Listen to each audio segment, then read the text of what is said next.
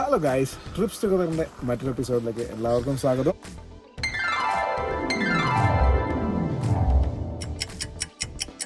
നമ്മുടെ Scotland ട്രിപ്പിന്റെ day 4 ആണിന്ന്. നമ്മളിപ്പോൾ ഉള്ളത് ലോക്സ് ലോമോണ്ടിലാണ്. ഇവിടെ നമുക്ക് കാണാനുള്ളത് കുറേ ബോട്ടിങ്ങും അങ്ങനെയുള്ള പരിപാടികളൊക്കെയാണ്. ഇവിടെ വലിയൊരു ലേക്ക് നമ്മുടെ മുമ്പിൽ കാണുന്നുണ്ട്. കുറച്ച് മഴയാണ്, എന്നാലും നമ്മളിവിടെ എക്സ്പ്ലോർ ചെയ്യാൻ തന്നെ തീരുമാനിച്ചിരിക്കുകയാണ്. നമ്മുടെ ഇന്നത്തെ ഫസ്റ്റ് ഡെസ്റ്റിനേഷൻ ആയിരുന്നു ഈ ലോക്ക് ലോമണ്ട്.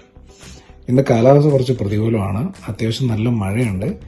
ബട്ട് അതും ഒരു രസമാണല്ലോ, അതുകൊണ്ട് കുറച്ച് മഴയൊക്കെ ഇന്നങ്ങ് നനഞ്ഞേക്കാമെന്ന് ഞങ്ങൾ തീരുമാനിച്ചു. സ്കോട്ട്ലൻഡിലെ ഏറ്റവും മനോഹരമായ സ്ഥലങ്ങളിൽ ഒന്നാണ് ലോക്ക് ലോമണ്ട്. കാർ പാർക്ക് ചെയ്ത് ബ്യൂട്ടിഫുൾ ആയിട്ടുള്ള ഒരു വില്ലേജിലൂടെ നടന്ന് നമ്മൾ ചെല്ലുന്നത് ഒരു വലിയ തടാകത്തിന്റെ അരിയിലാണ്. യെസ്, ഈ തടാകത്തിന്റെ പേരാണ് ലോക്ക് ലോമണ്ട്. മഴയായിട്ട് വളരെ ബുദ്ധിമുട്ടാണ് കേട്ടോ.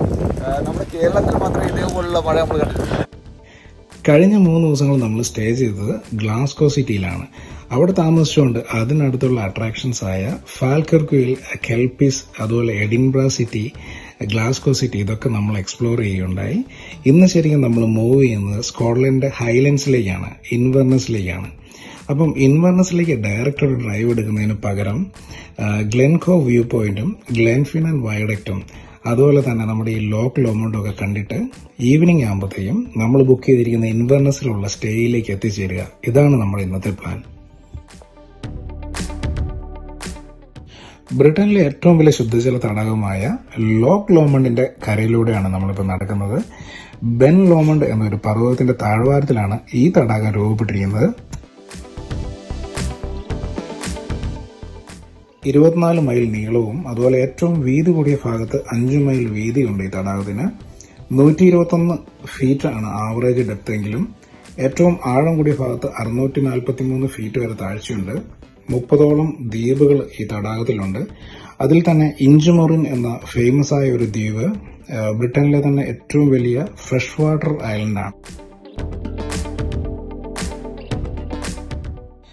ലോക്ക് ലോമണ്ടിന്റെ തീരത്ത് ഒരുപാട് ആക്ടിവിറ്റീസ് ഉണ്ട്. ഏറ്റവും കൂടുതൽ ആളുകൾ ചെയ്യുന്നത് ബോട്ടിങ്ങും കയാക്കിങ്ങും ആണ്. പിന്നെ സൈക്ലിങ്ങും അതുപോലെ ട്രെക്കിങ്ങിനുമായിട്ട് വരുന്ന കുറേ ആൾക്കാരുണ്ട്. നമ്മൾ ശരിക്കും പ്ലാൻ ചെയ്തൊരു ബോട്ടിംഗ് ആണ്, പക്ഷേ മഴ കനത്തത് കാരണം നമ്മൾ ആ ഒരു ബോട്ടിംഗ് ക്യാൻസൽ ചെയ്ത് ഇവിടുന്ന് മെല്ലെ മൂവ് ചെയ്യുകയാണ്.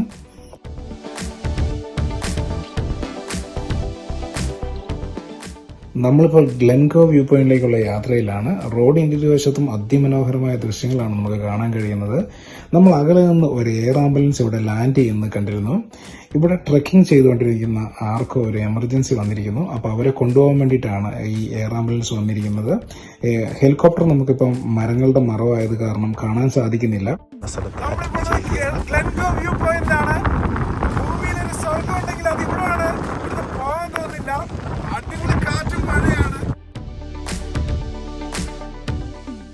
നമുക്കെല്ലാവർക്കും ജീവിതത്തിൽ ഒരിക്കലും മറക്കാനാവാത്ത ചില മൊമെന്റ്സ് ഉണ്ടാവുമല്ലോ. അതുപോലെ ഒന്നായിരുന്നു ഞങ്ങൾക്ക് ഈ ഗ്ലെൻകോ വ്യൂ പോയിന്റിൽ നിന്ന് കിട്ടിയത്.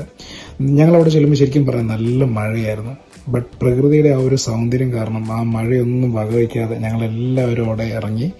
വല്ലാത്തൊരു വൈബായിരുന്നു, നല്ലൊരു കാറ്റുണ്ടായിരുന്നു, അതുപോലെ നല്ല മഴയായിരുന്നു. എല്ലാവരും നന്നായിട്ട് നനഞ്ഞു. നമ്മൾ ശരിക്കും ഒരു ഡ്രീം വേൾഡിലെത്തിയ പോലത്തെ ഒരു ഫീൽ വരും നമുക്ക്. ഗ്ലെൻകോ വ്യൂ പോയിന്റ് ഇനിയും അവിടെ തന്നെ ഉണ്ടാവുമല്ലോ എന്ന് ആശ്വസിച്ചുകൊണ്ട് എന്നാണ് നമ്മൾ വണ്ടിയുടെ അരിയിലേക്ക് നടന്നത്. വീണ്ടും കാണണമെന്ന് നമ്മൾ ആഗ്രഹിക്കുന്ന സ്ഥലങ്ങളുടെ ലിസ്റ്റിലേക്ക് ഒരു സ്ഥലം കൂടി.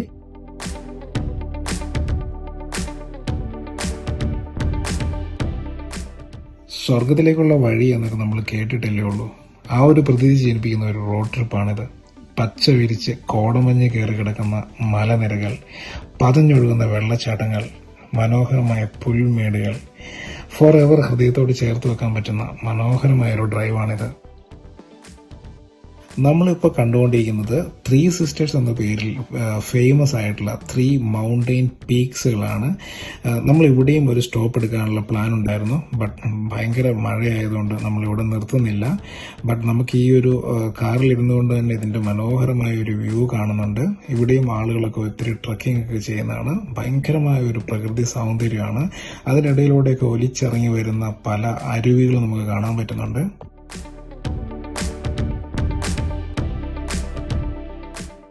നമ്മളിപ്പോൾ കണ്ടുകൊണ്ടിരിക്കുന്നത് മലയടിവാരത്തിൽ സ്ഥിതി ചെയ്യുന്ന മനോഹരമായൊരു വീടാണ്. ഇതിൻ്റെ മുമ്പിലൂടെ ഒരു പുഴ കുത്തി ഒലിച്ച് പോകുന്നുണ്ട്.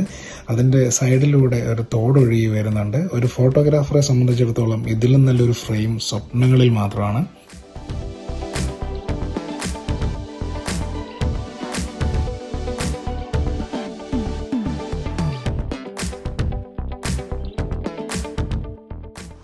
ഹാരി പോട്ടർ മൂവിയിലൂടെ പ്രശസ്തമായ നമ്മുടെ ഗ്ലെൻഫിനാൻ വയഡക്റ്റിൻ്റെ ഫ്രണ്ടിലാണ് നമ്മളിപ്പോൾ ഉള്ളത്. ഇവിടെ കുറച്ച് കഴിയുമ്പോൾ ഇതിലൂടെ ഒരു ട്രെയിൻ കടന്നു പോകുന്നതാണ്. ആ ഒരു വ്യൂ കൂടെ കണ്ടിട്ടാണ് ഇന്ന് നമ്മൾ മടങ്ങുന്നത്. ഭയങ്കര പ്രകൃതി രമണീയമായൊരു സ്ഥലമാണ്. 4 ഹാരി പോട്ടർ മൂവികളിലാണ് ഈ ഗ്ലെൻഫിനാൻ വയഡക്റ്റ് ചിത്രീകരിക്കപ്പെട്ടിട്ടുള്ളത്.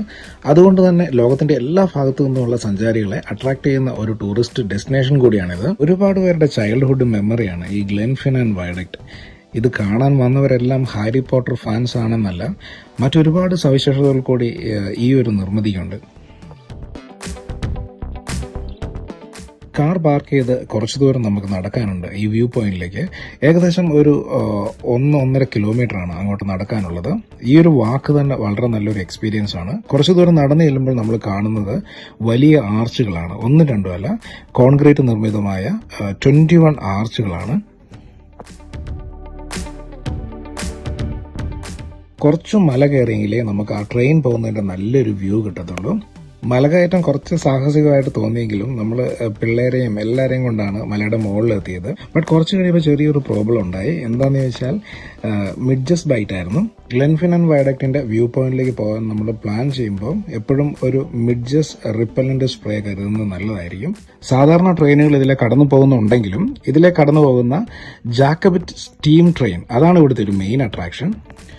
വൈകുന്നേരം 5:45 നമ്മളിപ്പോൾ ഈ വ്യൂ പോയിന്റിൽ നല്ലൊരു സ്ഥലമൊക്കെ പിടിച്ച് ജാക്കബറ്റ് സ്റ്റീം ട്രെയിനായിട്ട് വെയിറ്റിംഗ് ആണ്. കട്ട വെയിറ്റിംഗ് എന്ന് വേണമെങ്കിൽ പറയാം.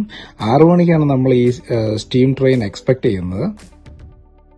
നമ്മൾ കാത്തിരുന്ന ജാക്കബറ്റ് സ്റ്റീം ട്രെയിൻ ഇതാ വരികയാണ്.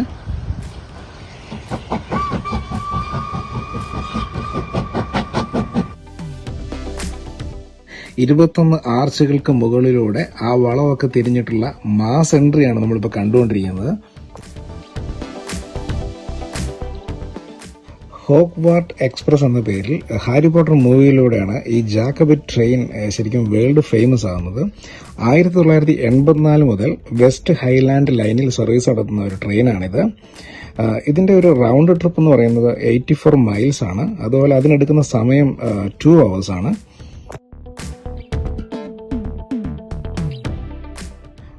ഫോട്ടോയും വീഡിയോയും ഒന്നും എടുക്കാതെ ഒരാൾക്ക് പോലും ഈ ഒരു വ്യൂ പോയിന്റിൽ നിന്ന് ഇറങ്ങിപ്പോകാൻ പറ്റത്തില്ല. കാരണം അത്രയ്ക്ക് ബ്യൂട്ടിഫുള്ളാണ് ഈ ഒരു സംഭവം.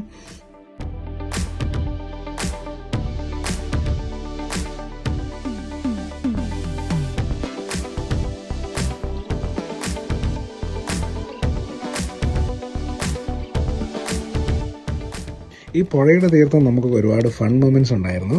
ബട്ട് കുറച്ചു നേരം കഴിഞ്ഞപ്പം ഈ മിഡ്ജസ് വീണ്ടും വില്ലനായി. അങ്ങനെ നമ്മളിവിടെ നിന്ന് മെല്ലെ അങ്ങ് മൂവ് ചെയ്തു. സുഹൃത്തുക്കളെ, നമ്മളങ്ങനെ സ്കോട്ട്ലൻഡിലെ മുള്ളൻകൊല്ലി പുഴയിലെത്തിയിരിക്കുകയാണ്. നമ്മളിപ്പം നരനിലെ സീനൊന്ന് റീക്രിയേറ്റ് ചെയ്യാൻ പോവുകയാണ്. വാസറെ പോവാം. ഇനി നിന്ന വേലായുധം കരയുന്നത് എല്ലാവരും കാണും. അത് മോശ.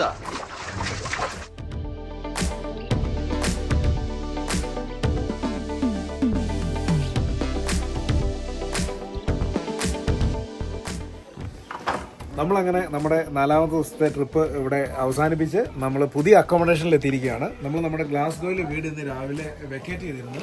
ഇവിടെ വന്നപ്പോൾ ഇതാണ് നമ്മളെ ഞെട്ടിച്ച് കളഞ്ഞിരിക്കുകയാണ് ഈ ഒരു വീട്. അതുപോലത്തെ ഒരു വീടാണ്.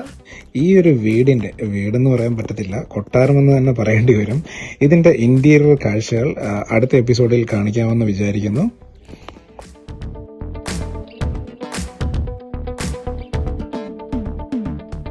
നമ്മളിന്ന് സ്റ്റാർട്ട് ചെയ്തത് ഗ്ലാസ്ഗോയിൽ നിന്നാണ്. ഗ്ലാസ്ഗോയിലെ വീട് നമ്മൾ വെക്കേറ്റ് ചെയ്തു. പിന്നീട് നമ്മൾ വന്ന് ഗ്ലെൻഗോ വ്യൂ പോയിന്റിൽ പോയി. അവിടെ നല്ല മഴയായിരുന്നു, എങ്കിലും നമ്മൾ എൻജോയ് ചെയ്തു.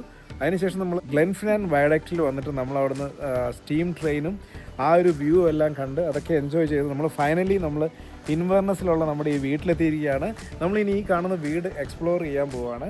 അപ്പം മറ്റൊരു അടിപൊളി എപ്പിസോഡുമായി വീണ്ടും കാണും വരെ എല്ലാവർക്കും ഗുഡ് ബൈ.